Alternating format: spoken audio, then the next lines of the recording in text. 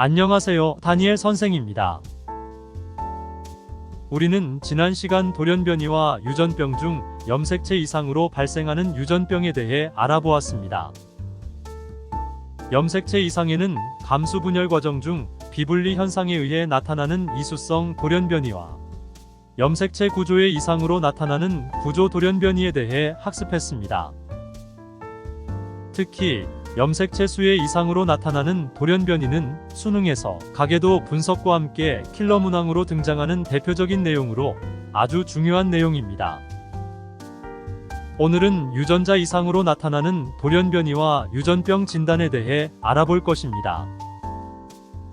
오늘 학습을 통해 여러분은 유전자 이상으로 나타나는 돌연변이의 특징을 이해할 수 있고 유전병 진단과 최신 생명과학 동향에 대해 설명할 수 있을 것입니다. 자, 그럼 이야기 속으로 들어가 보겠습니다. 유전자 이상. 유전자를 구성하는 DNA의 염기 서열에 변화가 생기면 유전자의 기능에 이상이 생겨 형질의 변화가 나타나는데 이를 유전자 돌연변이라고 합니다. 유전자 돌연변이는 염색체의 구조나 수에는 영향을 주지 않기 때문에 핵형 분석법으로는 알아낼 수 없고 유전자 분석법이나 선천적 대사 이상 검사와 같은 생화학적 분석법으로 알아낼 수 있습니다. 유전자 이상은 자연적으로 발생하거나 환경에 따른 돌연변이 유발원에 의해 발생하는데요.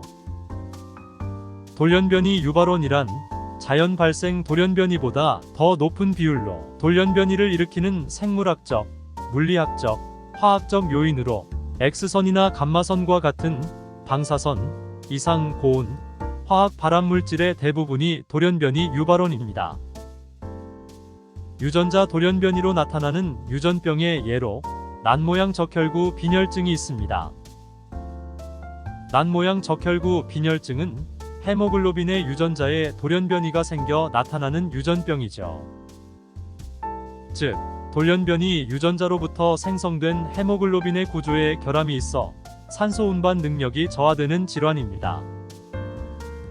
이러한 결함이 있는 헤모글로빈을 갖고 있는 적혈구는 산소 분압이 낮을 때, 즉 산소와 결합하고 있지 않을 때 난모양으로 변형되어 모세혈관을 지나면서 쉽게 파괴됩니다. 적혈구가 파괴되면 악성 빈혈이 생기고 파괴된 적혈구가 모세혈관을 막아 혈액순환을 방해하므로 조직과 세포에 심각한 손상을 입힐 수 있습니다. 조금 더 구체적으로 알아보면 헤모글로빈은 알파사슬 2개와 베타사슬 2개의 구조를 하고 있는데 이 중 헤모글로빈 베타사슬의 6번째 아미노산인 글루탐산이 발린으로 바뀌면 적혈구의 모양이 난모양으로 바뀌게 됩니다. 아미노산 중 글루탐산을 지정하는 유전암호 하나가 바뀌어 발린으로 바뀌면 헤모글로빈의 구조가 바뀌어 엄청난 변화를 가져오는 것입니다. 이러한 유전자 돌연변이는 난모양적 혈구 빈혈증 외에 페닐케톤요증도 있는데요. 페닐케톤요증은 페닐알라닌을 타이로신으로 전환시키는 효소의 유전자에 돌연변이가 생겨 나타나는 유전병으로 체내에 페닐알라닌이 축적됨으로써 중추 신경계를 손상시켜 지적장애나 간질 등이 나타나는 유전병입니다. 이외 몇 가지 유전자 돌연변이를 알아보면 백색증이라고 불리는 알비니즘은 멜라닌 색소합성과 관련된 유전자에 이상이 생겨 멜라닌 색소가 형성되지 않는 유전병으로 피부, 머리카락, 눈 등의 색소 결핍이 발생하는 질병입니다. 또 백인들에게 발생하는 낭포성 섬유증은 물질 수송을 담당하는 단백질 유전자에 돌연변이가 생겨 점액의 점성을 조절하지 못하는 유전병으로 폐, 간, 이자에서 과도한 점액이 분비되어 숨을 쉬기 어렵고 감염이 자주 일어납니다. 마지막으로 헌팅턴 무도병이 있는데요. 모성 유전병으로 중년 이후 신경계가 퇴화되어 몸의 움직임을 통제할 수 없는 유전병입니다. 이러한 유전자 돌연변이는 정상인과 염색체 수가 같기 때문에 핵형 분석으로는 알아낼 수 없습니다. 자, 그럼 이제 유전병의 진단에 대해 알아보겠습니다. 유전병의 진단.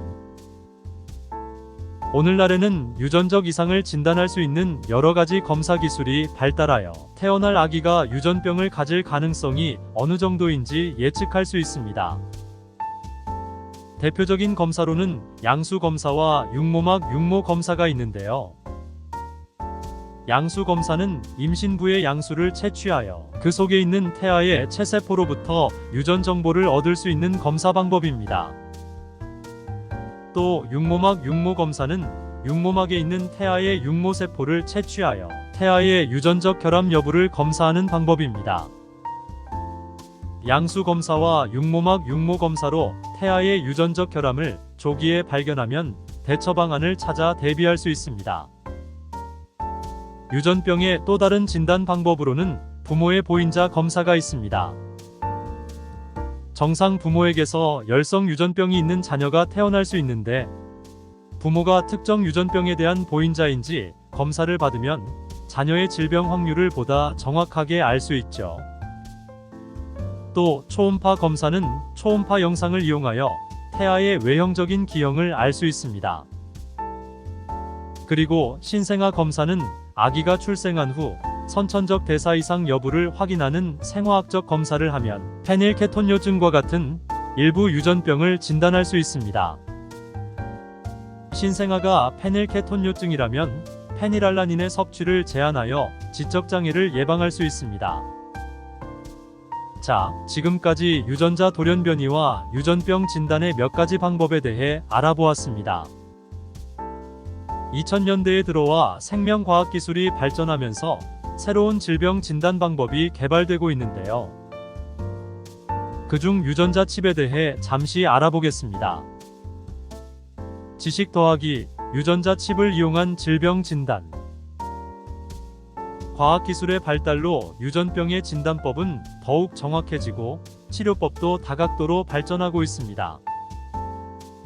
그중 유전자 칩은 이미 염기 서열이 알려진 단일 가닥 DNA 조각들을 유리판에 부착하여 만든 칩으로 다양한 유전병 진단에 사용되고 있습니다.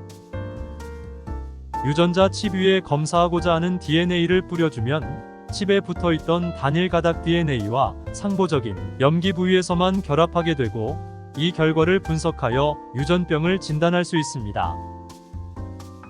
예를 들어 암 조직과 검사 대상자로부터 얻은 DNA를 서로 다른 색의 형광으로 염색하여 유전자 칩에 반응시키면 결합한 부위를 색깔로 구별할 수 있는데 이 색깔의 발현 비율로 암을 진단할 수 있죠.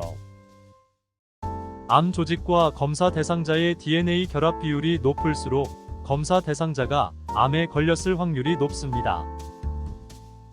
2015년 노벨 생리의학상을 받은 생명공학 기술을 소개하고 마무리하겠습니다. 궁금한 최신 생명과학 동향, 유전자 가위 기술.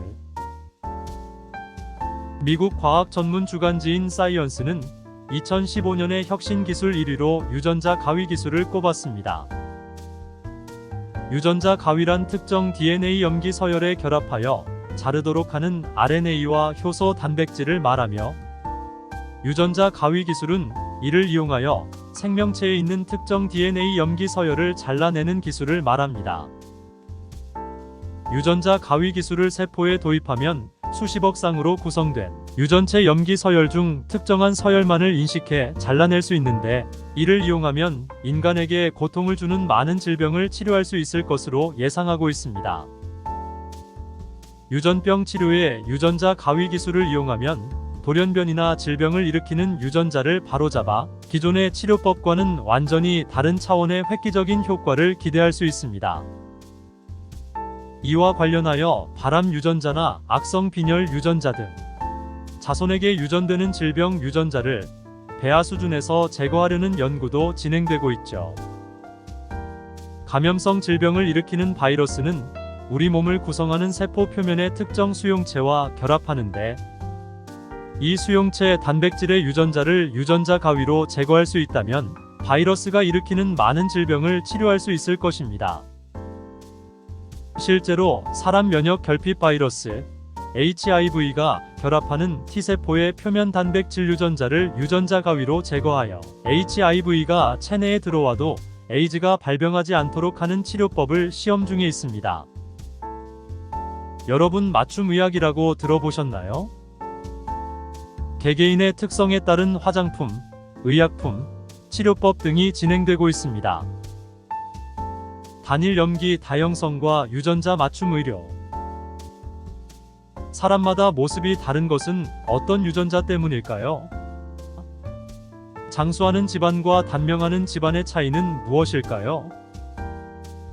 이런 것을 연구하는 비교 유전체학에서는 사람 사이의 차이를 조사하는 연구를 하고 있으며 연구에서 초점을 두는 것이 바로 단일 염기 다형성입니다. 영어로 싱글 뉴클레오타이드 폴리몰피즘 SNP라고 합니다. 단일 염기 다형성은 염색체에 있는 염기 서열 중 한 개 또는 수십 개의 염기 변이로 대략 1000개의 염기마다 한 개꼴로 나타납니다.